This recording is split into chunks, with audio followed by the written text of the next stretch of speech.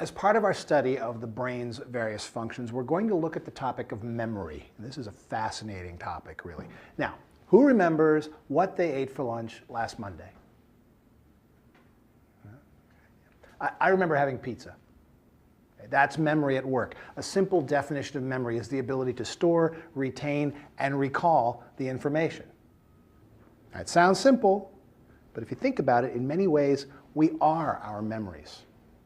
And when we think about who we are, we probably think about the events we've experienced, the people we've known, as well as the opinions and the feelings we have about a great many things.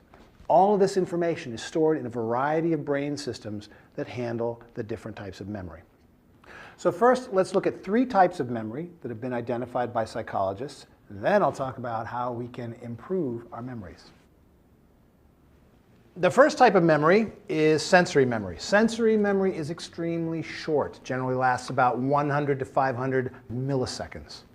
Now, as the name suggests, sensory memory concerns the initial moment that we perceive something with our senses. Now, for instance, consider tactile sensory memory. If you touch a piece of silk, the memory of the smoothness of the silk will continue after you take your hand away. That's sensory memory at work.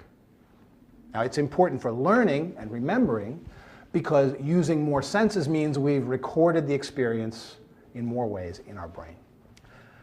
The next type of memory is working memory, which is extremely important in everyday life. Working memory is a system where we temporarily hold and manipulate information. You think of it as a temporary workspace in your mind. For instance, if your friend tells you a phone number, and you don't have a pen, you probably repeat the number several times in your mind so that you remember it. In that case, you're using working memory. Now, it's absolutely crucial for performing common mental operations like adding numbers, following directions, and understanding logical relationships between ideas. And finally, there's what's called long-term memory, which is memory that's stored for as little as 30 seconds to as long as your entire lifetime. Now, psychologists believe that most long-term memories are information and experiences that were initially processed in working memory, in meaningful and perhaps in emotional ways. For instance, I clearly remember the first time I saw the Grand Canyon. I was only 15 years old, but the size just amazed and impressed me so much that even decades later, it's still very clear in my mind. Now, there are 2 subtypes of long-term memory. There's declarative memory and procedural memory. Declarative memory is all of the facts and ideas and names that are consciously available to you. All of your experiences and conscious memories fall into this category. Procedural memory concerns your knowledge of moving your body, like when you ride a bicycle or you play a musical instrument. Most of our procedural memories are implicit and unconscious. Okay, now I'm going to test your memory with this question. Does anyone remember what I said I'd talk about next? How to improve your memory, right? When we think about improving our memory, we're generally talking about improving our declarative memory, the one that stores the facts and the names and so on. All right? This type of memory can be improved if we use certain strategies. So I want to talk about 2 types of memory strategies that are useful in school: cognitive strategies and affective strategies. Now, cognitive strategies tell us how to approach tasks and which methods to use to complete them. So basically, they're concerned with thinking in more effective ways. Okay, let's take a quick look at one cognitive strategy. This one's called verbal elaboration.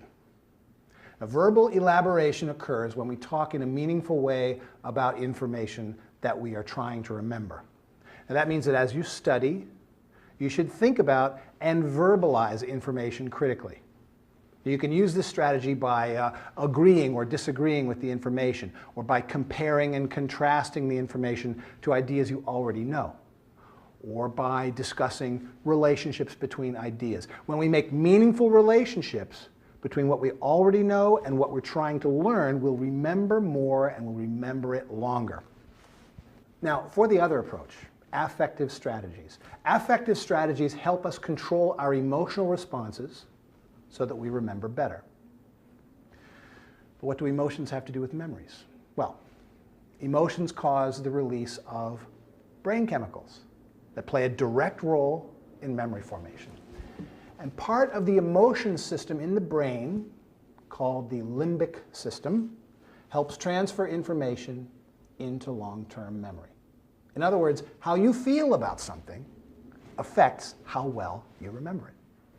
So, what affective strategies can you use to create positive emotional responses while studying? First, study with 1 or 2 friends from class.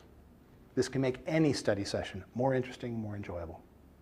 Second, use interesting study tasks, like taking turns making short presentations on a topic that you're studying, or come up with questions to test each other on the information. See, the point of trying the affective strategy is that it will increase not only your memory, but also your sense of fun and challenge and interest. And you can do this for any subject. Now, are there any questions? So why don't we start by going over some of the memorization strategies? So, guys, does anyone think that any of these memorization strategies actually work? Like, do any of you actually practice any of them? Yeah, I do. You do? I use a cognitive one. What did he call it? Verbal. Oh, I have that here. Verbal elaboration. That's it. I have used it in my art history class. After class, I have a little conversation with myself, think about what I like and don't like, and why. It's really helped me feel more familiar with the material. Well, isn't that kind of common sense? I mean, duh, think about what you've read and heard, don't just memorize it. Yeah. Well, it's kind of different for me. I grew up learning everything via memorization. Really? Just memorizing it, which is a good approach with some things. What about the affective strategy that he mentioned? Like, do any of you think that you can actually change your feelings about a subject? That's a tough one.